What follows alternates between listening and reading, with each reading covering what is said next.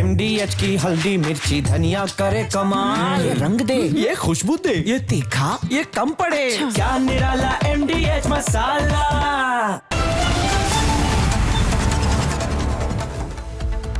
नमस्कार दर्शकों, मैं हूं आपके साथ प्रियंका शर्मा और आप देख रहे हैं रिपब्लिक भारत। पूछता है भारत ग्राउंड जीरो से आप सभी का बहुत स्वागत है। आज इस शो में हमारे साथ राघवेंद्र लखनऊ से जुड़ेंगे और संबल से जतिन हमारे साथ जुड़ेंगे और हम सीधा सबसे पहले जतिन के पास जाएंगे जो आपको बताएंगे संबल में कब्जाधारियों के बाद कटियाबाजों पर जो एक्शन हुआ है उससे जुड़ा हुआ बड़ा update. Jatin, over to you. बिल्कुल प्रियंका, संबल में इस वक्त हर किसी की निगाहें टिकी हुई है। पूरा देश संबल की ओर देख रहा है क्योंकि कभी यहाँ पर कब्जाधारियों पर कार्रवाई की जाती है और आज जो तस्वीर संबल से निकलकर सामने आई उसमें संबल प्रशासन भी हैरान रह गया। वो रिपोर्ट भी हम आपको दिखाएंगे, लेकिन सबसे पहले आपको बता दें कि कब्जाधारियों से लेकर एक तरीके से कटियाबाजों तक जो संबल प्रशासन है वो कार्रवाई कर रहा है। योगी प्रशासन कार्रवाई कर रहा है। आज सुबह तकरीबन 3.5 घंटे संबल एडमिनिस्ट्रेशन ने कटियाबाजों पर कार्रवाई की और जब डीएम और एसपी खुद संबल के अलग अलग इलाकों में पहुंचे तो वो भी हैरान रह गए। किस तरीके से उनको हैरानी हुई, ये स्पेशल रिपोर्ट हमने तैयार की है ताकि आप संबल में आज हुई कटियाबाजों पर किस तरीके से कार्रवाई की गई इस रिपोर्ट के जरिए आप देखिए।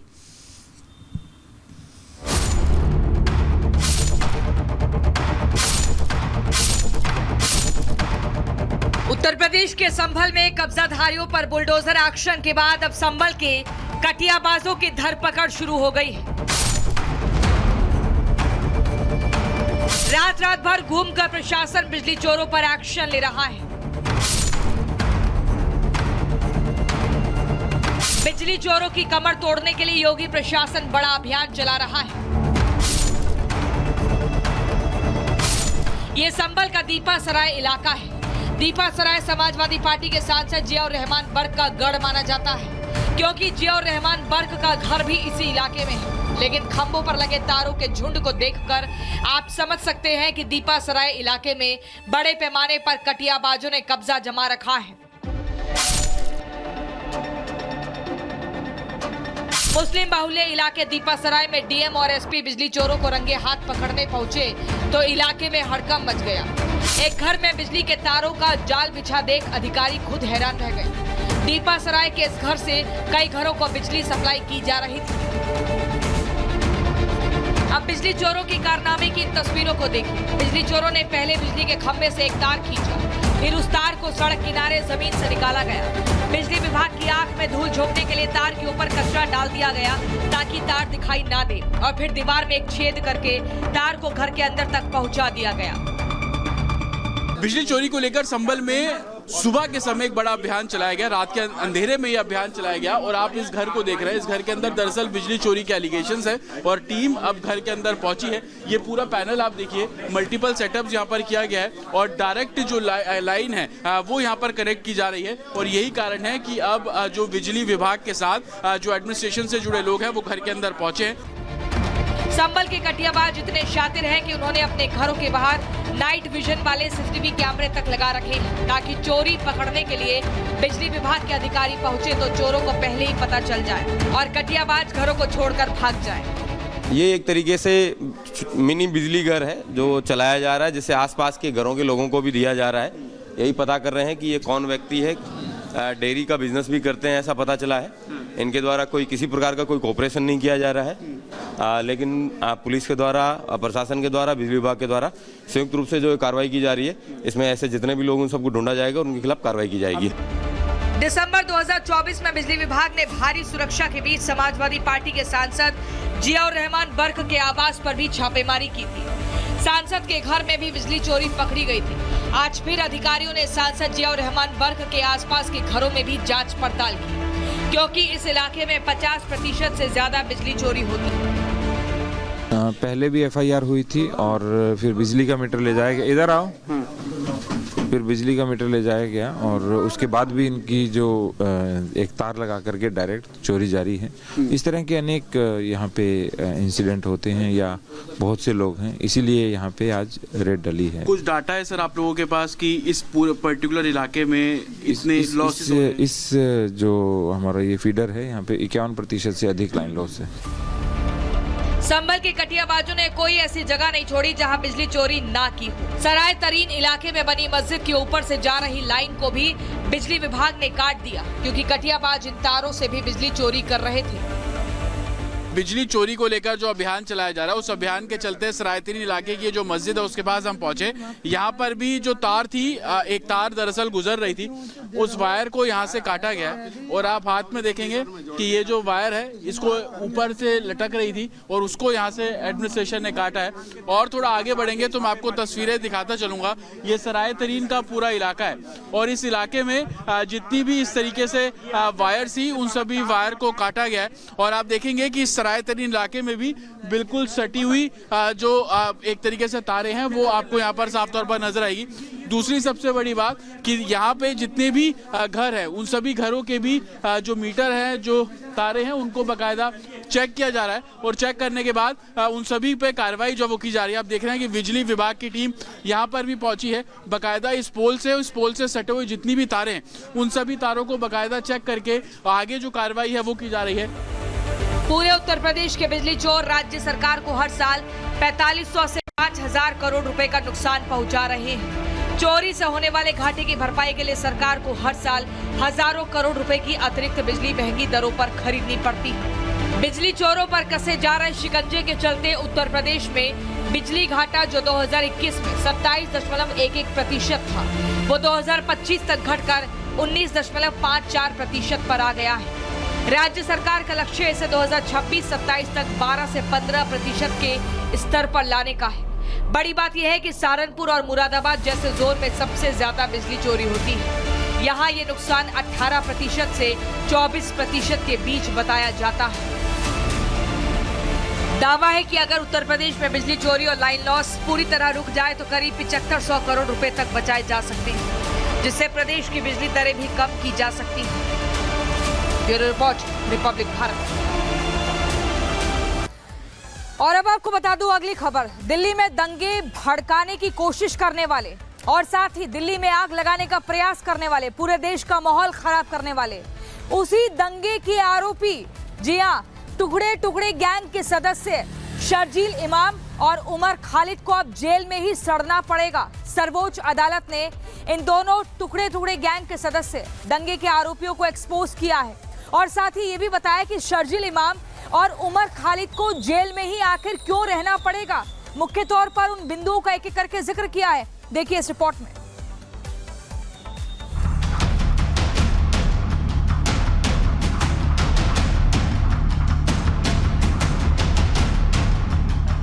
साल 2020 में दिल्ली को दंगों की आग में झुलसाने वाले आरोपी उमर खालिद और शर्जील इमाम को सुप्रीम कोर्ट से तगड़ा झटका लगा तो टुकड़े टुकड़े गैंग में हड़कंप मच गया। भारत तेरे टुकड़े होंगे इंशाअल्लाह। सुप्रीम कोर्ट ने उमर खालिद और शर्जील इमाम को जमानत पर रिहा करने से साफ मना कर दिया। सुप्रीम कोर्ट ने 2020 के उत्तर पूर्वी दिल्ली दंगों को बड़ी साजिश बताते हुए यूएपीए केस में उमर खालिद और शर्जील इमाम की जमानत याचिका खारिज कर दी।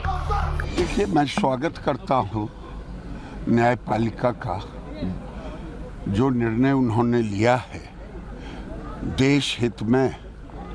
शर्जील इमाम ने, उमर खालिद ने, ये लोग वही काम किया, चिकन नेक को काट देना, देश के प्रति घृणा पैदा करना।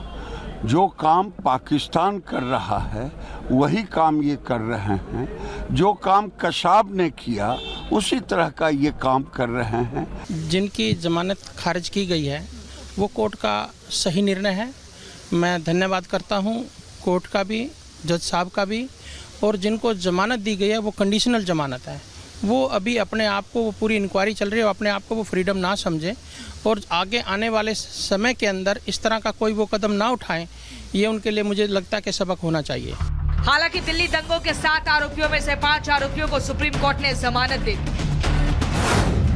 जमानत पाने वालों में गुलफिशा फातिमा, मिरान हैदर, शिफाउर रहमान, मोहम्मद सलीम खान, शादाब अहमद शामिल हैं। इन सभी की गिरफ्तारी साल 2020 में ही हुई थी और तभी से ये पांचों जेल में बंद थे।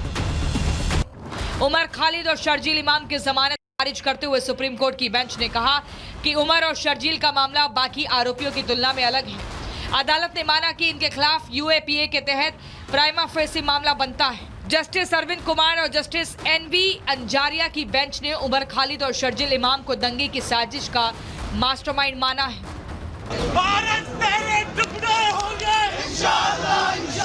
ये सुप्रीम कोर्ट के फैसले का हम सम्मान करते हैं, लेकिन तकलीफ की बात है कि उनकी ज़मानत रिजेक्ट हो गई। जिन लोगों ने बाबरी मस्जिद को डिमोलिश किया, उनकी ज़मानतें आसानी से हो गई। जिन लोगों ने चर्च पे हमला किया, चर्च के अंदर तोड़ फोड़ की, उनकी भी ज़मानतें हो गई। जिन लोगों ने रेप किया और बीजेपी के एमएलए हैं, उनकी भी जमानतें हो गई। बेल डिनाई की है। हाँ जी, सॉरी। और मुझे लगता है कि शुरू से जो ये बात सामने आ रही थी कि दिल्ली का दंगा एक सोची समझी साजिश के तहत किया गया था, लंबी तैयारी के साथ किया गया था, वो आज सुप्रीम कोर्ट का फैसला इसको पुनः साबित करेगा। सुप्रीम कोर्ट ने सख्त रुख अपनाते हुए उमर खालिद और शर्जील इमाम को 1 साल के अंदर दोबारा जमानत याचिका दाखिल देने से भी रोक दिया। बेंच ने कहा दोनों आरोपी आज के आदेश के 1 साल पूरे होने के बाद ही दोबारा जमानत के लिए आवेदन कर सकेंगे। मतलब साफ है, अगले 1 साल दिल्ली दंगों के दोनों आरोपी अभी जेल में ही रहेंगे। खादे कैसे कोऑपरेट नहीं किया। 3-3.5 साल इन्वेस्टिगेशन तो हमने नहीं किया, वो तो दिल्ली पुलिस ने किया। देखिए, पुलिस का प्राइमरी रोल होता है इन्वेस्टिगेशन में, इनफैक्ट ओनली रोल होता है, अक्यूज़ का रोल होता नहीं है।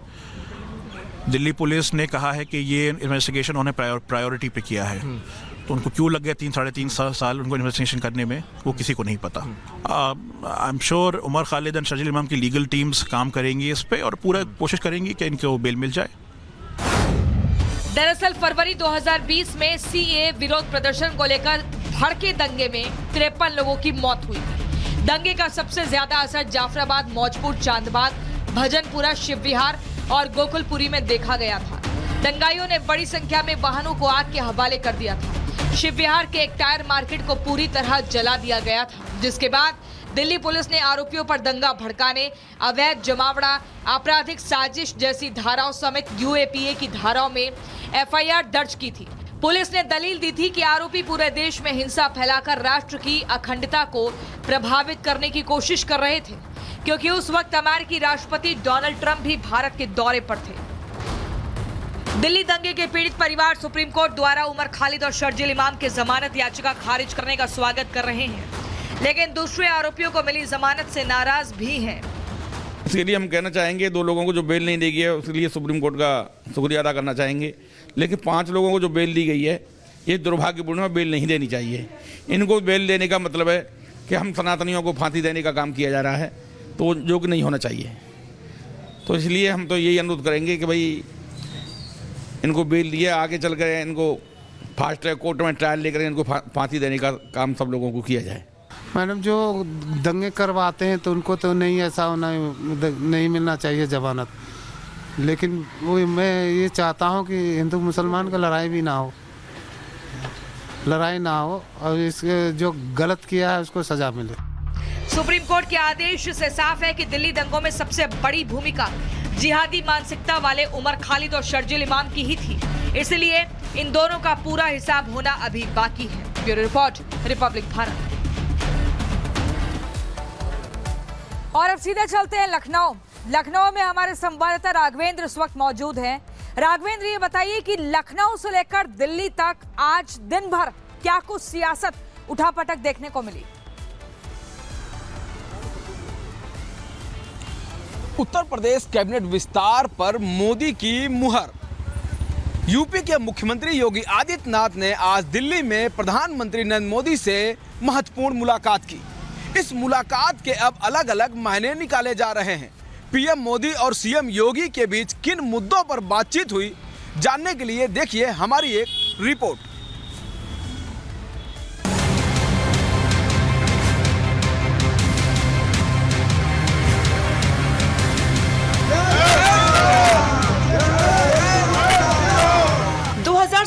के विधानसभा चुनाव की तैयारियों को लेकर उत्तर प्रदेश के मुख्यमंत्री योगी आदित्यनाथ मिशन मोड में आ गए। सीएम योगी ने आज लखनऊ से लेकर दिल्ली तक कई मुलाकातें की। सीएम योगी आदित्यनाथ आज सुबह सबसे पहले 11:30 बजे दिल्ली पहुंचे और सीधे पीएम मोदी से मुलाकात करने पहुंच गए। पीएम मोदी और सीएम योगी ने करीब 45 मिनट तक कई मुद्दों पर बातचीत की। और सूत्रों के मुताबिक सीएम योगी ने पीएम मोदी से उत्तर प्रदेश में कैबिनेट विस्तार 2027 के विधानसभा चुनाव की रणनीति और राज्य की विकास परियोजनाओं को लेकर चर्चा की। सीएम योगी ने पीएम मोदी को अयोध्या के राम मंदिर का मॉडल भी भेंट किया। मॉडल गुलाबी मीनाकारी कला और पूरा चांदी से बना है। इसके बाद सीएम योगी राष्ट्रीय अध्यक्ष जेपी नड्डा से मिलने उनके आवास पर पहुंचे। योगी ने जेपी नड्डा को भी भगवान राम की एक प्रतिमा भेंट की। सूत्रों के मुताबिक सीएम योगी ने राष्ट्रीय अध्यक्ष जेपी नड्डा से पार्टी के संगठनात्मक ढांचे में बदलाव और मिशन 2027 के लिए नए रोड मैप पर विचार विमर्श किया। राजनीतिक गलियारे में चर्चा है कि मकर संक्रांति यानी 14-15 जनवरी के बाद यूपी कैबिनेट में बड़ा फेरबदल देखा जा सकता है। सूत्रों के मुताबिक उत्तर प्रदेश सरकार में नए मंत्रियों को शामिल करने और कुछ मंत्रियों की छुट्टी करने पर जल्द सहमति बन सकती है। प्रदेश अध्यक्ष के रूप में पंकज चौधरी की नियुक्ति के बाद पूर्व अध्यक्ष भूपेंद्र सिंह चौधरी को कैबिनेट में जगह मिलने की संभावनाएं हैं। दिल्ली रवाना होने से पहले सीएम योगी ने लखनऊ में उत्तर प्रदेश के पूर्व मुख्यमंत्री कल्याण सिंह की जयंती पर उन्हें पुष्पांजलि अर्पित की। सीएम योगी ने कल्याण सिंह को प्रभु श्री राम का अनन्य भक्त बताया। आतंकी गतिविधियां सिर उठा रही थी। शासन की योजनाओं का लाभ गांवों को, गरीबों को, किसानों को, नौजवानों को, महिलाओं को नहीं मिल रहा था।